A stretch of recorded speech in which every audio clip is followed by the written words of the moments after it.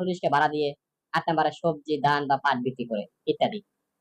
এছাড়াও হয়তোবা অনেকেরই এগুলো আছে বা নাই, এগুলো নিয়ে কোনো ব্যাপার না। তোমরা উত্তরটা এভাবে সাজাইতে পারো বা তোমরা এখান থেকে চাইলে ২-১টা কম দিতে পারো। তাতে কোনো সমস্যা হবে না আশা করি।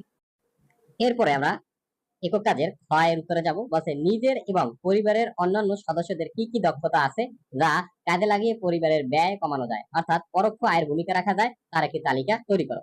তাহলে শুরুতে আমরা এর একটা তালিকা তৈরি করব এবং এর জন্য আমরা শুরুতেই এভাবে সাজাবো যে খ নাম্বার দিয়ে আমার ও পরিবারের অন্যান্য সদস্যদের দক্ষতাকে কাজে লাগিয়ে পারিবারিক ব্যয় কমিয়ে পরোক্ষ আয়ের ভূমিকা রাখতে পারে, তার তালিকা নিচে দেওয়া হলো। তাহলে প্রিয় শিক্ষার্থী বন্ধুরা, দেখো এখান থেকে আমরা কি কি দিতে পারি এবং কোন কাজগুলো করলে আমাদের পরিবারের পরোক্ষ আয়ে ভূমিকা রাখে। তাহলে ১ নম্বরে আমরা দিতে পারি এভাবে যে হাঁস মুরগি লালন পালন করে ঘরের চাহিদা মিটিয়ে বিক্রি করি, যা পরোক্ষ আয়ে